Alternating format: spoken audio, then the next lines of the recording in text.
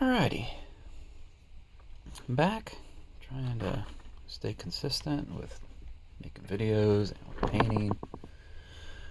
Um, Moving on to some of the total hobby system. This is still doing paint for play aspect of that. I kind of get it completely worked out and ironed out and figured out. So this is, I believe it's the Skyrim game. It's got like 6 miniatures. I'm just going to go ahead and give these a wash. I'm not going to put any color on them. I'm just going to wash them. Um, it's a homemade um, oil wash that I use. Put in these jars, a little metal ball in there. Put some other stuff in there too. I'm experimenting with it, so trying to find something that works well for what I'm trying to do, and it doesn't cost a ton of money. So with these, I don't try to get cute with it. I just want to apologize for all the cat hair, because we have cats. And I don't exactly have a dedicated space, and right now this is where I'm in the room where the cats like to hang out. So, yeah, there you go. So I just throw this for the love of everything that's holy. Okay. I just throw this on here. You see how fun that is? It just kind of goes whoop, boop, boop, boop, boop. And some people are super duper careful about how they put it in. They just kind of want to I'm like, no, who cares? Just throw it on there, and because later we'll come back and we'll wipe it off. Is it wasteful? Yeah, but it guarantees that everything gets covered, all the little nooks and crannies. Get some ink wash, and it's fast, and I don't have to concentrate on my breathing just to be able to finish it. People with dopaminergic system issues, you know what I'm talking about. Alright, we'll just put that one down and grab the next one.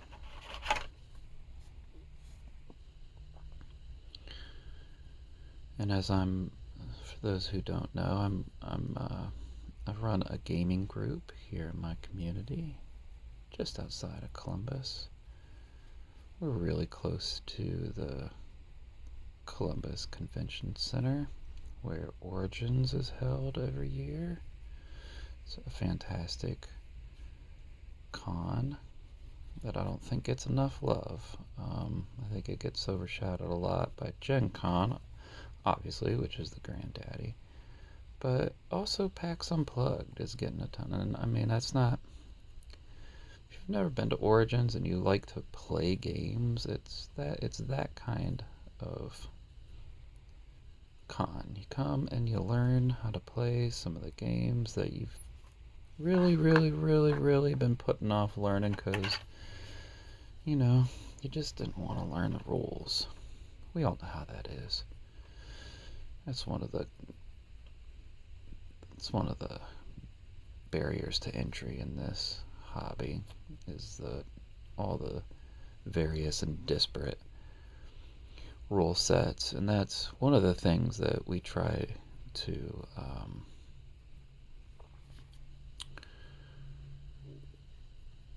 I don't want to say fix, but overcome, I guess, might be a better term, in our gaming group. And I'll when I show how I organize games, that's coming up soon. When I show how I do that, that'll make more sense. But we've really focused, we're a teaching and learning group, and we really focus on learning games. We want to just learn all the games, and yeah. But part of that is,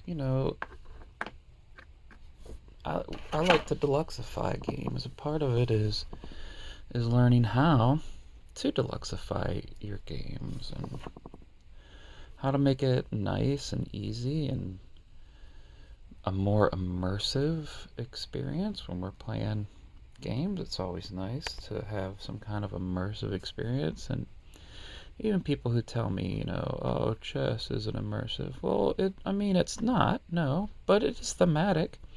And I don't, and I use thematic and that it's got a theme. I think we need to separate thematic from immersive when people use the word thematic. I think that's what gets us confused when people have so many disagreements about what's abstract and what's immersive, because we're using the word thematic to mean immersive. And people are like, that game has no theme. Well, yeah, chess does have a theme. It's just an unimmersive one, unless unless you actually feel like the mechanisms and the components give you the feeling that you are those pieces on a battlefield. Those proxies, I'm not sure who feels that way, but maybe somebody finds chess immersive. I think it's not exactly a hot take to say that it's not immersive. But when people say it doesn't have a theme, they're just dead wrong. They're objectively incorrect. It does have a theme. It's just an unimmersive theme. And people who use the word thematic, I think really to mean immersive, people use the term thematic to mean immersive. I think they really